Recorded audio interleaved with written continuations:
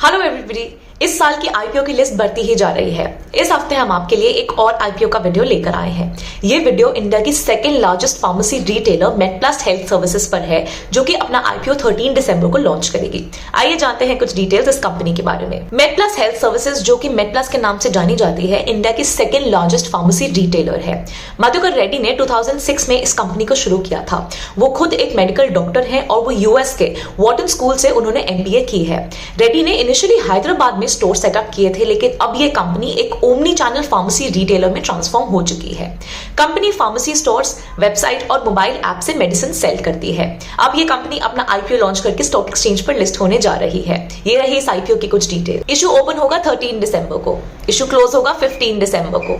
इसका price band है 780 से लेकर 796 rupees per share. Lot size है 18 शेयर्स। मिनिमम इन्वेस्टमेंट है 14,328 रुपीज और इशू साइज है 1,398 करोड़।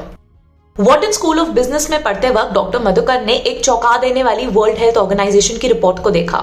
उस रिपोर्ट के मुताबिक इंडिया में बड़ी मात्रा में जाली मेडिसिन बिकती हैं। इस रिपोर्ट से चिंतित होकर 2006 में डॉक्टर मधुकर ने हैदराबाद में मेडप्लस का पहला स्टोर खोला था।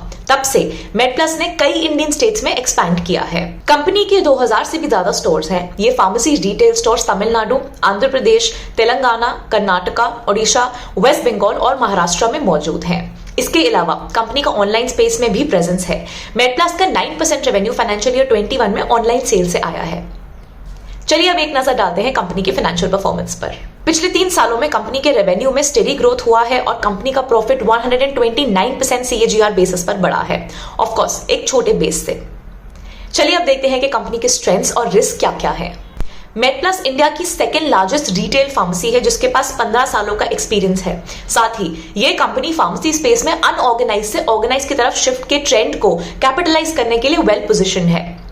मेडप्लस एक प्रॉफिटेबल बिजनेस है। कंपनी के न्यूली ओपन स्टोर्स में से 75% स्टोर्स ने पहले 6 महीनों में एबिटा लेवल से प्रॉफिटेबिलिटी अचीव की है। साथ ही साथ कंपनी का एवरेज रेवेन्यू पर स्टोर ऑलमोस्ट 1.6 करोड़ है, जो कि 23 लाख के इंडस्ट्री एवरेज से ज्यादा है।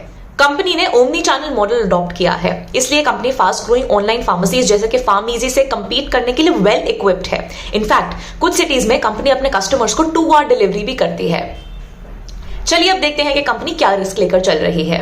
कंपनी का अराउंड 75% रेवेन्यू ब्रांडेड प्रोडक्ट से आता है, जिसकी मैन्युफैक्चरिंग टाइटली रेगुलेटेड रहती है। अगर प्रिस्क्रिप्शन ड्रग्स के प्राइस या कमर्शियल टर्म्स में चेंजेस आते हैं तो इसका उसके बिजनेस परफॉर्मेंस पर असर होगा। कंपनी को अपने बिजनेस में सिग्निफिकेंट वर्किंग कैपिटल की जरूरत होती है। इसमें से मेजर पोर्शन इन्वेंट्रीज के लिए यूटिलाइज किया जाता है। कंपनी के पास 185 करोड़ का वर्किंग कैपिटल सैंक्शनड है, लेकिन अगर फ्यूचर में कंपनी ऑप्टिमम लेवल के वर्किंग कैपिटल या फिर फाइनेंसिंग नहीं मेंटेन कर पाए तो इसका असर उसके ऑपरेशंस पर हो सकता है। कंपनी अपनी ऑलमोस्ट सारी इन्वेंट्री को थर्ड पार्टी मैन्युफैक्चरर्स से सोर्स करती है। ऐसे में कंपनी प्रोडक्ट्स के टाइमली सप्लाई और क्वालिटी स्टैंडर्ड्स को मेंटेन करने के लिए मैन्युफैक्चरर्स पर डिपेंडेंट है। तो ये थी कंपनी की स्ट्रेंथ्स और रिस्क्स। अब जैसे कि हमने देखा पिछले 3 सालों में कंपनी ने स्टेडी ग्रोथ विटनेस किया है। एडिशनली इंडिया की फार्मेसी और रिटेल स्पेस में ऑर्गेनाइज्ड रिटेलर्स का ग्रोथ 25% सीएजीआर बेसिस पर होने की संभावना है, जो कि कंपनी के लिए फायदेमंद हो सकता है। So well, that is all you need to know about the MedPlus health services IPO. अगर आपको ये वीडियो पसंद आया तो इसको अपने फ्रेंड्स के साथ शेयर करना ना भूलें। आप इस आईपीओ के लिए 13 दिसंबर से अपस्टॉक्स पर अप्लाई कर सकते हैं। Also find the link in the description below to open an account with Upstox.